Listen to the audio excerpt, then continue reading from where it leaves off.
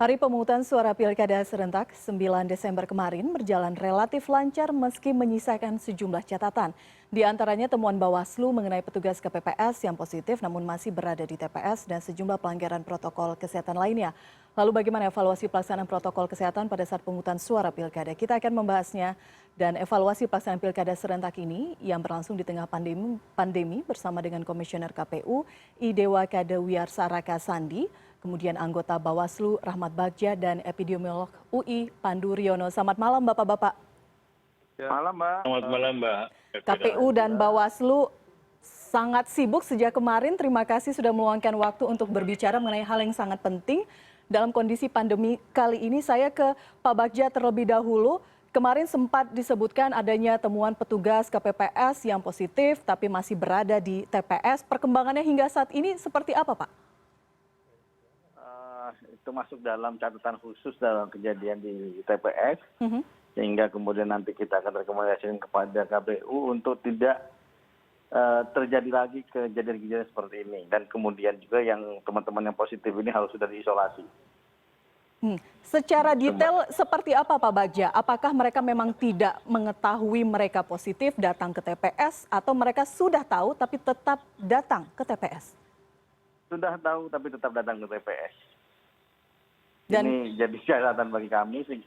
Dan kemudian juga ini kan sudah kita ingatkan kepada kepada teman-teman baik, teman-teman KPPS maupun pengawas TPS, jika terjadi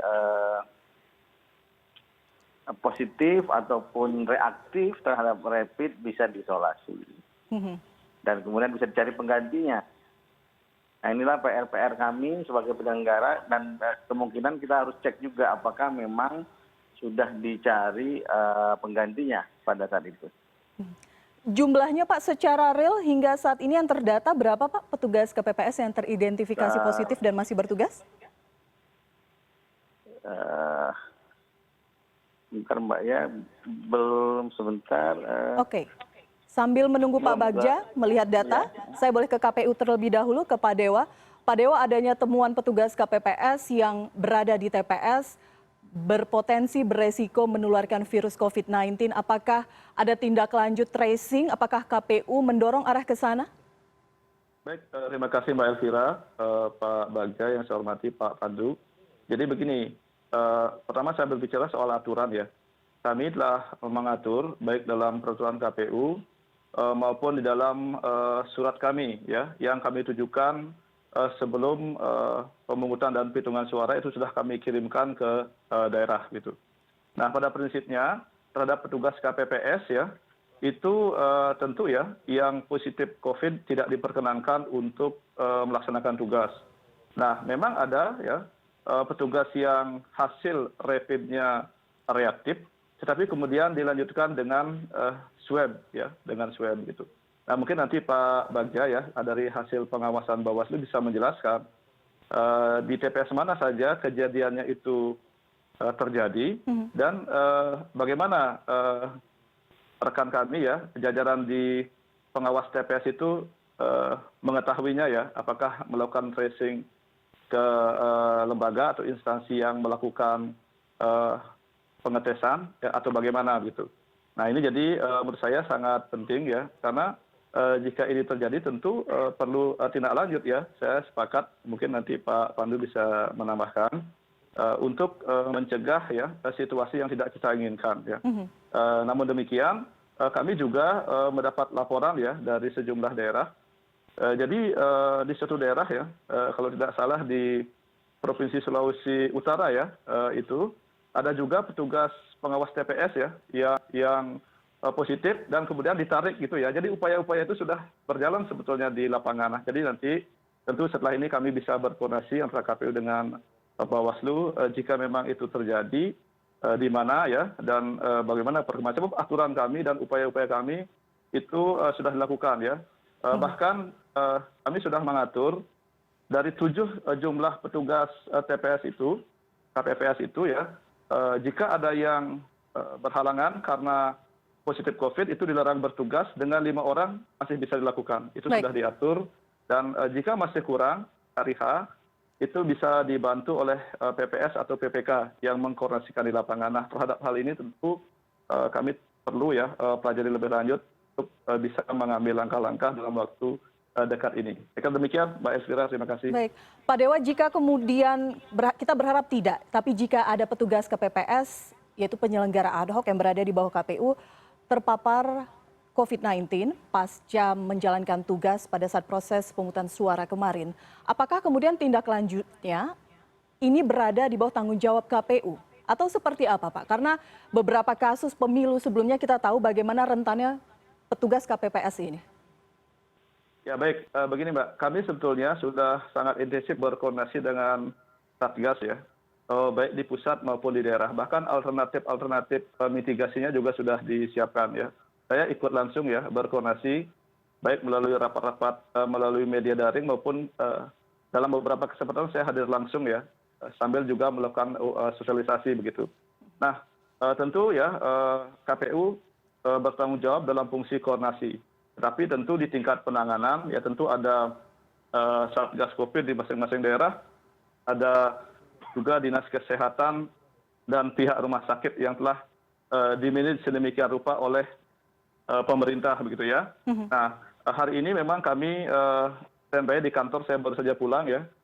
Kami belum mendapat laporan ya tentang situasi terakhir apakah di TPS-TPS yang tadi ya informasi yang disampaikan itu memang ada petugas kami yang demikian atau tidaknya. Tentu ini kami akan menjadikan satu perhatian ya, sebab tahapan rekap ini kan masih berjalan ya. Dan sesuai dengan hasil RDP di mana Pak Bagja juga hadir, ini juga sampaikan, kami juga sudah bersurat kembali kepada daerah-daerah untuk menegaskan pentingnya semua pihak yang hadir di lingkungan TPS itu, ya di area TPS itu, maupun pada saat rekap itu mematuhi protokol kesehatan. Dan ini adalah komitmen kita bersama yang juga sudah kami tindak lanjuti begitu, Pak Elvira. Baik, komitmen itu memang penting, tapi prakteknya di lapangan apakah kita bisa menepiskan potensi klaster pilkada akan muncul atau tidak? Pak Pandu, saya minta perspektif Anda. Usai jeda, Newscast akan kembali sesaat lagi.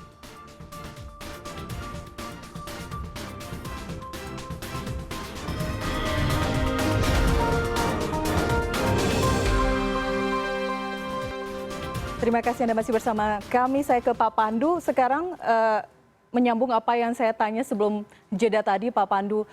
Bagaimana Anda melihat kemarin proses pemungutan suara berlangsung di berbagai wilayah? Ya, Pak Pandu? Ya, jadi saya lihat sih kelihatannya tertib ya.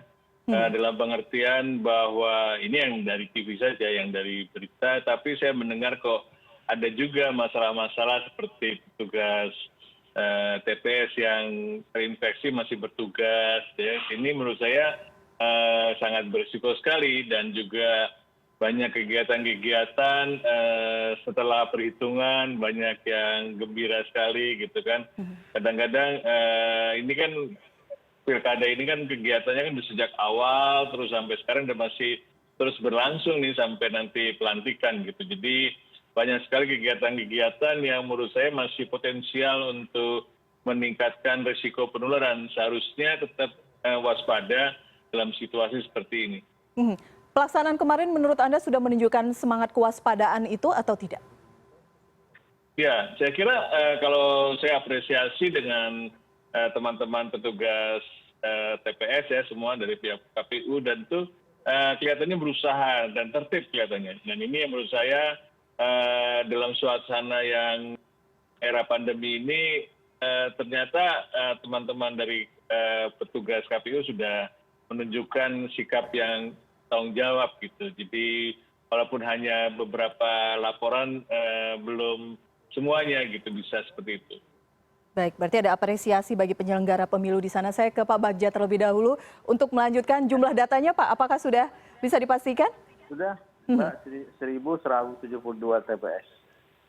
Di 1.172 TPS? 1.727 di TPS. Oke. Sebentar, 1.172. Oke, jumlah petugas KPPS-nya? Di TPS, Pak, di 1.172. Baik. Di TPS. Jadi kemungkinan kalau satu per TPS atau 2 per TPS, ya bisa dikali lebih dari itu. Tersebar di wilayah mana saja, Pak? Kalau sebaran wilayahnya masih dalam proses, akan tetapi ini masih juga proses yang kemarin masih sekitar 50%. Yang paling ini ada di Sulawesi Utara, tadi sudah disebutkan oleh Pak Dewa. Ada TPS positif COVID masih datang ke TPS Sulawesi Utara, kemudian di beberapa daerah yang lain juga ada. Kemudian juga 1.454 TPS tidak menyediakan fasilitas cuci tangan. Kemudian juga ini, tapi yang lain adalah masalah perlengkapan TPS yang tidak ada. Baik. Tapi sejauh ini telah dilaksanakan proses sesuai dengan protokol kesehatan. Baik, kita apresiasi apa yang dilakukan oleh penyelenggara KPU. Penyelenggara tingkat bawah nih, Mbak. Baik. Ya, baik KPU maupun bawah. Ada isu lainnya. Tingkat partisipasi pemilih yang mungkin saja menurun karena kondisi pandemi. Bawaslu apakah memantau ini juga? Memantau, kalau kami kemarin masih di tingkat 82% dari 50% data yang kami tarik dari lapangan. Jadi meningkat, Mbak. Baik. Tapi ini belum keseluruhan ya, kemungkinan akan ada pengurangan ataupun penambahan. Semoga sih tidak ada pengurangan dari itu, tapi ini kalau dihitung dari kemarin menurut data kemarin ya, maka tingkat pemilih datang ke TPS itu sudah 80%. Baik, 80% artinya ini di atas target KPU sekitar 77,5% ya, Pak Dewa? Masih 50% data. Oh, 50% data, baik. Masih menunggu berarti. Pak Dewa, kalau KPU sendiri melihat bagaimana partisipasi masyarakat dalam pilkada kemarin? Ya, memang kami telah menerima sejumlah data ya, tetapi tentu KPU karena kami yang akan mengumumkan hasil resminya tentu harus menunggu tahapan ya, tahapan. Jadi setidaknya akan bisa diketahui ketika rekap di kabupaten kota itu selesai ya. Setelah semua data itu masuk, ya tentu akan kami sampaikan kepada publik gitu ya. Nah, pertama ya, saya minta izin sedikit. Pertama saya mengucapkan terima kasih kepada Pak Pandu ya. Jadi beliau ini banyak sekali memberikan masukan ya sejak kami menyusun PKPU ya. Begitu ya Pak Bagja ya. Kita banyak diberikan masukan. Kami berusaha keras ya. Kemarin saya penuh di lapangan. Jadi kami juga berterima kasih kepada masyarakat pemilih. Ternyata tertib ya, datang ke TPS, kemudian mengikuti himbauan kami untuk tidak datang secara bersama-sama ya, menjaga jarak dan lain sebagainya. Saya lihat ini situasi yang luar biasa ya, jika dibandingkan dengan kondisi-kondisi sebelumnya. Nah tentu ya, jika terdapat beberapa hal yang disampaikan oleh Bawaslu, tentu kami berharap nanti kita bisa cek datanya ya, karena ini untuk satu kepastian ya di lapangan. Nah ke depan, ini penting sekali ya, tahapan rekap saat ini sedang berjalan di kecamatan, kemudian lanjut ke kabupaten. Tetapi tentu rekap ini tidak akan melibatkan masyarakat ya, sebagaimana halnya pada saat pemungutan dan penghitungan suara. Meskipun ada perwakilan para pihak dan pada kesempatan yang baik ini kami tetap himbau untuk mematuhi ketentuan, ya sehingga kita tetap sehat dan juga proses rekapitulasi itu akan berjalan dengan baik dan lancar. Memang kalau dari Satgas ya, kalau tidak salah sekitar 96% lebih ya kalau kita berbicara kepatuhan terhadap protokol kesehatan. Mudah-mudahan ini sebagai inspirasi untuk kita bersama-sama menegakkan ya disiplin protokol kesehatan di lapangan. Baik, selanjutnya saya akan bertanya kepada Pak Dewa lagi. Di Mataram Pak, ada kasus di mana pasien yang dirawat di rumah sakit tapi tidak bisa memberikan suara secara langsung sehingga diwakilkan melalui sambungan telepon. Apakah kemudian hal seperti ini dibenarkan? Kita akan berbincang usai jeda, kami akan kembali sesaat lagi.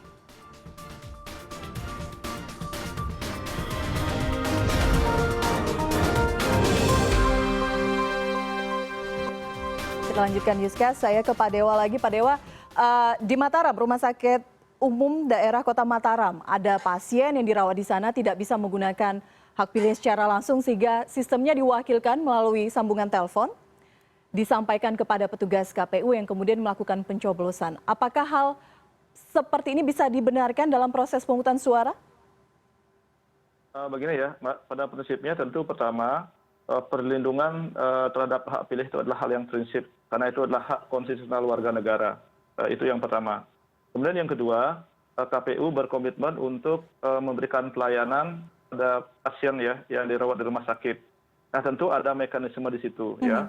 Jadi menurut aturan, KPPS datang ke rumah sakit atau ke tempat isolasi dilakukan. Kemudian didampingi oleh saksi dan juga ada pengawas di situ, ya pengawas TPS. Nah, jika tidak memungkinkan ya memberikan suara mencoblos secara langsung ya, karena ini adalah masalah kesehatan yang sangat penting ya untuk menghindari risiko, itu dimungkinkan untuk melalui pendamping ya. Jadi ada formulir pendamping ya orang yang dipercaya oleh pemilih yang bersangkutan dengan ketentuan adalah merahasiakan pilihannya sesuai dengan asas pemilu atau pemilihan yang luber dan jurdil itu. Nah, jadi menurut kami prinsipnya seperti itu. Jika prinsip-prinsip itu sudah dilakukan ya tentu bagi kami dari sisi aturan itu tidak masalah ya. Yang penting itu kemudian telah dikoordinasikan ya dengan saksi dan juga dengan pengawas TPS yang ada di lapangan. Baik. Nah ini argumentasinya begini. Jika kemudian dipaksakan ya, mungkin Pak Pandu dari aspek kesehatan bisa menjelaskan, ya dipaksakan diberikan surat suara, nah, apakah nanti surat suaranya itu tidak ada unsur risiko di situ. Nah ini normatifnya demikian, tetapi nanti tentu di daerah sudah diambil langkah soal itu. Kami berharap ini clear ya, para pihak sudah mengetahui ya mekanisme yang ada dan kemudian tidak ada yang diuntungkan atau dirugikan ya karena langkah-langkah yang diambil. Saya kira demikian, Mbak. Baik, saya ke Bawaslu, Pak Bagja, jika kemudian ini menjadi salah satu terobosan bagaimana penyesuaian dilakukan agar suara bisa digunakan. Apakah ada temuan Bawaslu? Bagaimana dengan pasien-pasien COVID-19 yang mungkin berada di ruang isolasi, berada di rumah sakit, tidak bisa menggunakan hak pilihnya karena keterbatasan? Sebenarnya aturan PKPU jelas bisa untuk digunakan dengan catatan KPPS datang dengan hazmat misalnya dengan alat pelindung diri yang paling maksimal datang ke rumah sakit. Nah kalau didampingi, pendampingnya juga harus dipakai alat pelindung diri. Nah karena faktor surat suara bisa dikhawatirkan sebagai medium dalam medium penyebaran COVID, maka tadi yang disebutkan Pak Dewaraka bisa dibenarkan. Akan tetapi jika melalui pertelepon itu tidak boleh. Pasien ini harus lihat yang diberikan suaranya itu siapa. Artinya suaranya tidak sah atau ada pelanggaran di sana? Ada pelanggaran prosedur kalau seperti itu.